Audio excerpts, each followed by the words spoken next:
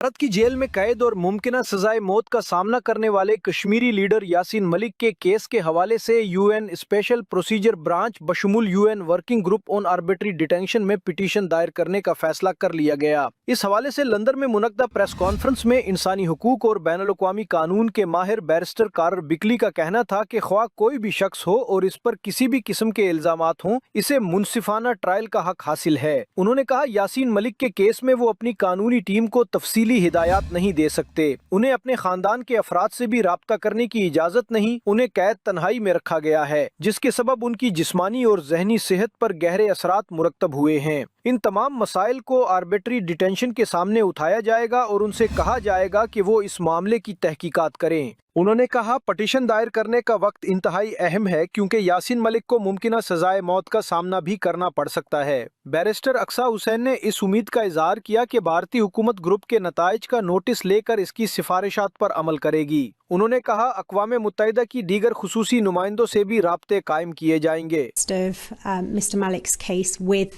the recommendations in the finding from the UN working group, and of course we're hoping to engage other the other special rapporteurs, the mechanisms within the UN working group to that effect as well.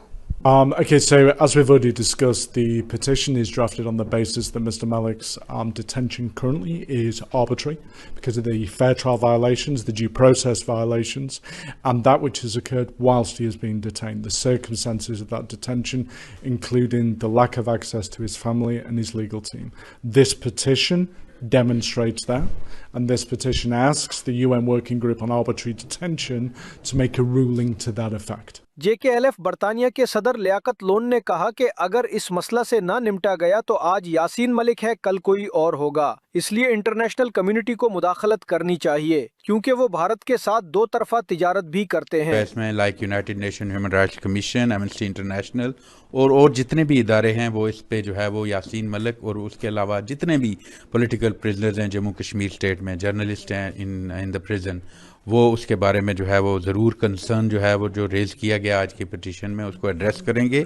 और मैं ये समझता हूँ कि अगर इसको address ना किया गया तो आज यासीन मलिक है, कल कोई और होगा। तो इसलिए मैं ये समझता हूँ कि इंटरनेशनल कम्युनिटी लाइक UK, यूरोपीय यूनियन, USA इसको जो है वो इंटरवीन करना चाहिए चूँकि इनके बायलैटरल ट्रेड है इंडिया के साथ और ह्यूमन राइट्स बेसिस पे और डेमोक्रेटिक बेसिस पे ये जो है कंट्रीज़ के इंटरनेशनल लॉ अबाइडिंग के लिए मैं ज़रूरी समझता हूँ कि यासीन मलिक और जितने भी लोग इस इलीगली डिटेंशन में हैं उनकी लाइफ सेविंग जो है वो इम्पोर्टेंट है। ये अर्जेंट अपील है आर्बिट्रेरी डिटेंशन की, और हम ये समझते हैं कि मोदी का जो सिनिस्टर प्लान है वो ही want to eliminate him physically, तो हमारे पास ये अर्जेंट अपील है, इससे हमारी काफ़ी उम्मीदें हैं क्योंकि यासीन मलिक का जो पीस का दाई है वो नेल्सन मंडेला है कश्मीर का, वो जो उस रियासत को मुज़ाकरात के अमल में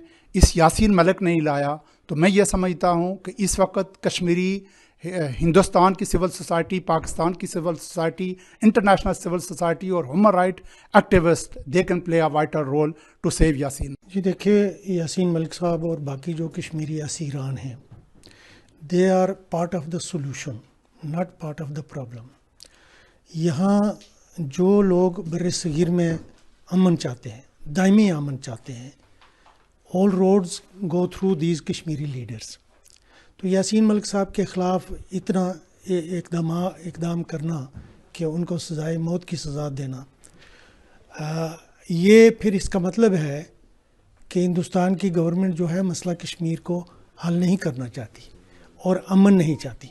यासीन मलिक जो है वो अमन का पैगंबर है, वो मैसेंजर है, वो अपोस्टल है। उसने ये खुद कहा है कि मुझे जो है मनमोहन सिंह ने कहा कि you are the father of peace movement in Kashmir. तो ये जो है इस पिटीशन से हम ये चाहेंगे कि ये पैगाम जो है दुनिया भर में जाए।